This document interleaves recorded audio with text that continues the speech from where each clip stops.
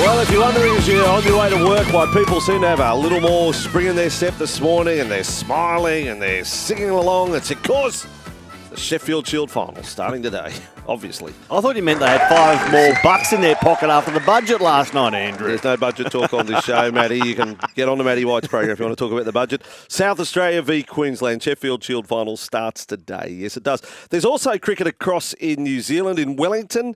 And another one of the double headers, women's and men's cricket, same venue. New Zealand, Australia and the women's, the third T20 is on today, and that will be followed on later on by New Zealand v, starts with a P, Pakistan. That's it.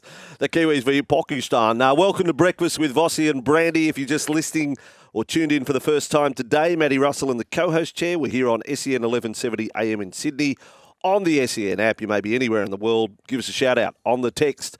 The Sunrise Local Stores text line 0457 736 736. And of course, we're here for Brighton's lawyers.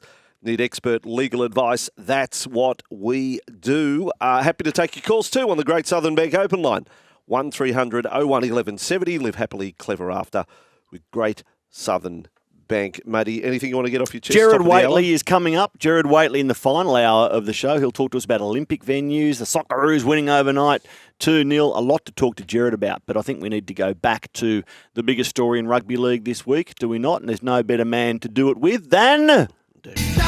Doctor, give me the news. On Breakfast with Vossy and Brandy, the back page with David Riccio. Switch to Sumo to go in the draw to win $1,000 off your annual energy bill. I'm going to go straight to the crunch with David Riccio. David, good morning to you. Good morning, boys. Okay, I want you to lock in a time frame when we know where Daly Cherry-Evans will be next year. What's your thoughts, or what are you hearing, and what's your thoughts? I'm saying it's by the end of next month. The way it plays out now, that you give a little bit of space between the events of Monday and announcing a deal, so you can't question when the deal was done. You can say, well, it's only happened since Monday. What's your thoughts? Yeah, I think that makes sense and certainly a strategy. But the one thing that we do know, Vossy, is that DCE is a little tricky to predict, given that, we know that he certainly backflipped on the Titans all those years ago, and now learning in the last 48 hours that he'd already made up his decision that he wouldn't be at Manly last December, and was able to keep that quiet for several months. So, look, he may take longer. But I just think in this rugby league world, yes, now that other clubs are involved, it's very easy, well, it's certainly easier to let the cat out of the bag, because clubs you've got recruitment managers, you've got CEOs, footy managers, and DCE's manager. If a deal isn't already done, which I suspect, you've got someone that'll let the cat out of the bag. Yeah, so DC's not the type, to me, Matty. I don't know what you think. I don't think he's the sort that's going to be flown around and tour facilities. Like, I don't think he needs to go.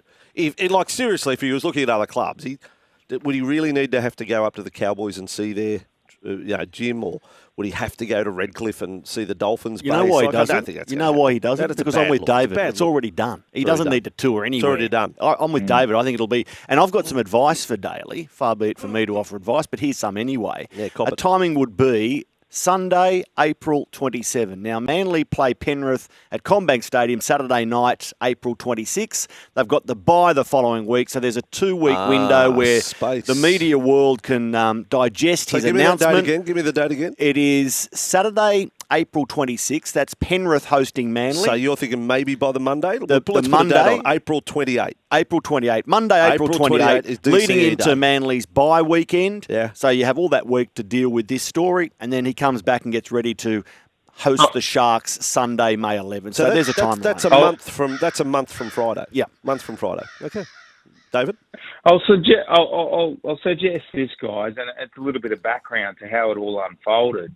One of the major reasons why Daly decided to bring this all to light on Monday night was the fact that he felt as though the attention was getting too much for him as far as the questions from journalists about his future. Remembering, too, it was a topic of discussion at the Sunday night press conference after the Manly Raiders match. DCE was asked in that press conference about his future, and he walked out of that press conference and just felt as though it was now time, enough was enough. He's not one to enjoy the constant speculation and talk around his future and his family and where they're going to settle and all that jazz.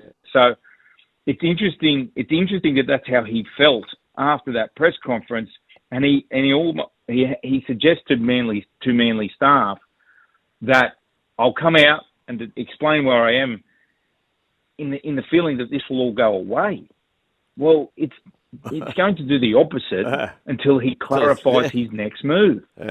And so in that sense, it may come quicker than what we think, because if Daly doesn't feel comfortable with what will now unfold and the entire guessing game and speculation certainly around what happens at Manly now going forward, who replaces DCE, this will go on.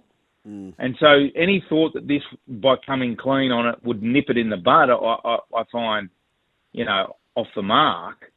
And it will only, extenuate the circumstance of the guessing game of where he's going to go. So we may get it earlier, guys. David, what do you think? Roosters, Bulldogs, or other? Oh, the Roosters for me, and certainly not saying that with any clear, delineation of that's going to happen. Like the Roosters are staying mum on it at the moment, but I just feel as though it makes sense. It really makes sense, and what I mean by that is, well, firstly, DCE is managed by the same manager as Roosters captain James Tedesco and incoming hooker Reece Robson from the Cowboys. And the Roosters have money to spend, guys. Second to that, they also need a genuine half to solve their halves problem. Now, and that's no disrespect to Sandon Smith or Sam Walker, but Sam's coming off an ACL, and what DCE could do for a year or two for those two young halves would be exceptional, I believe. But certainly as a combination with Sam Walker, it would be the best short and long kicking game in the competition. And I just feel as though it makes sense. We know that the Roosters, for too long now, we've all been sitting in the background going, what are the Roosters doing with this roster? Now, no one will believe the fact that they are indeed trying to, blood some of their younger talent and give them NRL experience for the future. It's just not the Roosters' way just to sit quietly, and DCE just makes sense for me. I'm not going to write off the Bulldogs just yet because of what they've done in the past. And when I say this about the Roosters, it's also for the Bulldogs. They both explored Ben Hunt. And if they explored Ben Hunt, it means that age is not a problem for them. Yeah, great point. And they both see something in that experienced halfback that can help develop their younger halves at their footy clubs. And at the Bulldogs, Toby Sexton still hasn't been re-signed for next year. Last one to round up the DCE chat this morning. In percentage terms, rather than a betting price, is there a percentage chance of Daly Cherry-Evans retiring? Do you legitimately think that?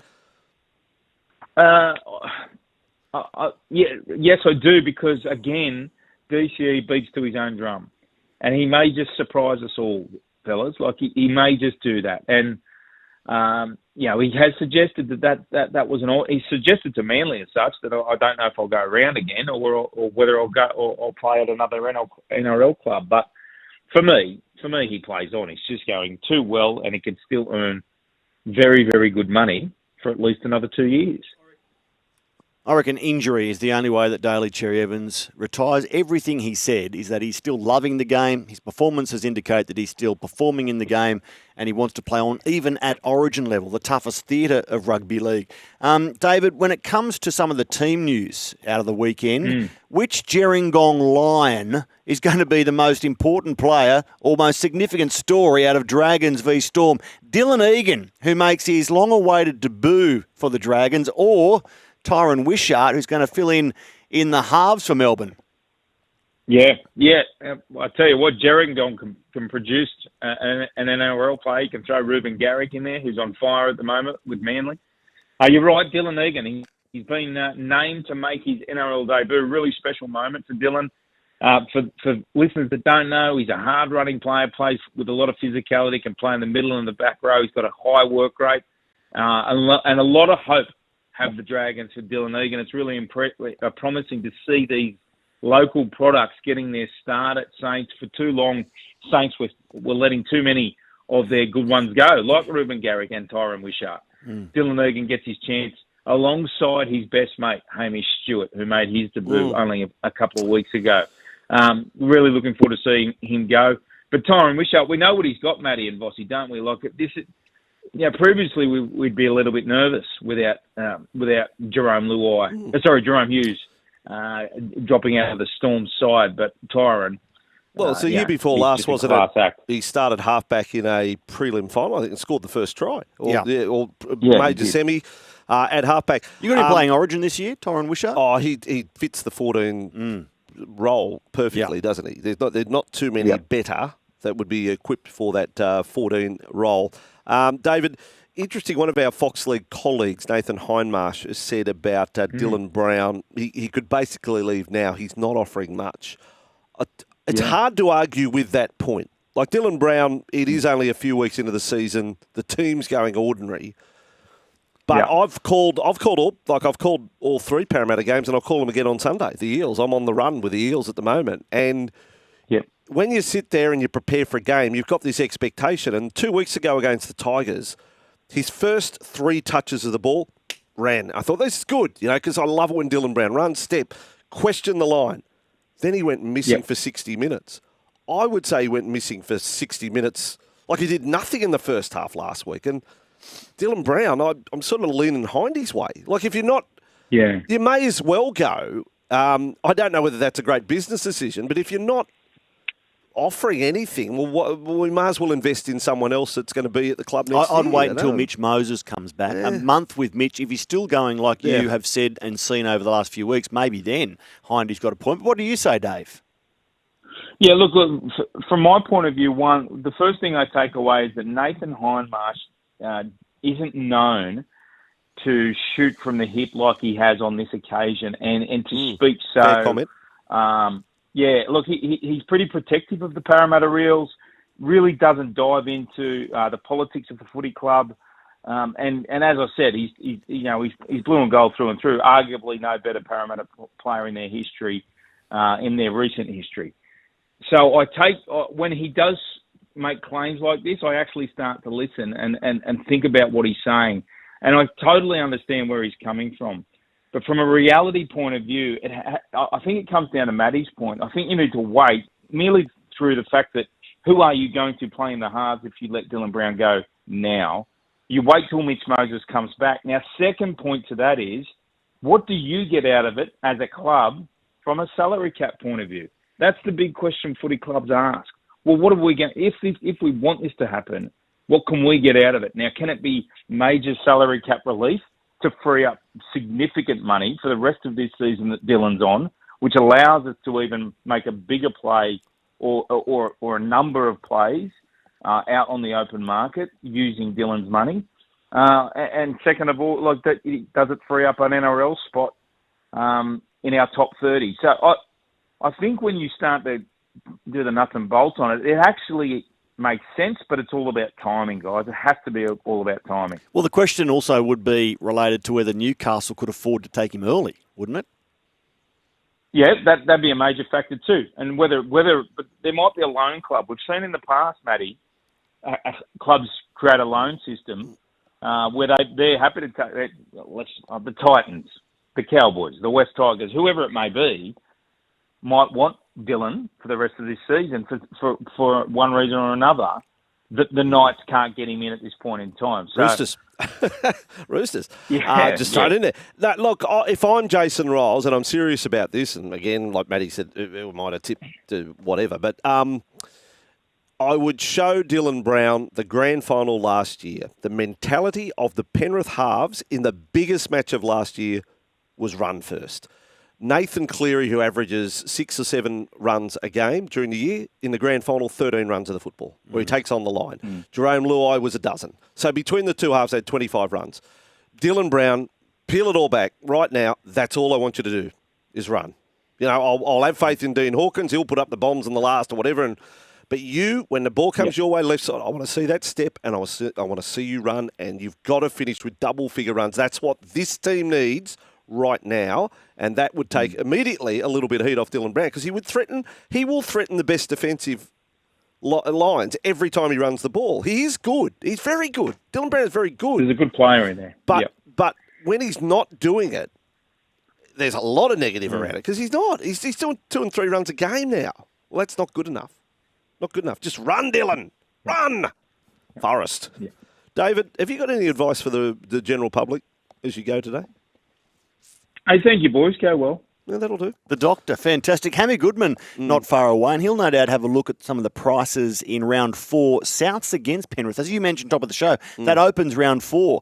And there is no Nathan Cleary this week. So it's Trent To'olau in the halves. Dane Laurie returning in the fullback role, given Dylan Edwards is out. So it's a reshuffled back line at Penrith, and Alex Johnston returning from his Achilles problem, but no Campbell Graham. So interesting to see what the punters are making of that first game, the round 4 opener tomorrow night. Martin reacting to David Riccio's news there on the Dragons team for this weekend. By the way, David Clemmer's on the bench too. Yes. For the Dragons, so he'll make his Dragons debut. But Martin says, rest in peace, Lance Thompson. How good will it be to see another red-headed second rower playing in the back row for the Red V? Dylan Egan looks strong in the trials. The Dragons playing the Storm, potentially heavy rain. It all makes sense, says Martin. Good text on 0457 736 736. Great to have your company on this Wednesday. This is the home of sport. We're pumping today, and we want your opinion to keep on being fired in. And get on the Great Southern Bank open line right now. 1300 01 1170. Let's have a chat, but not about the budget.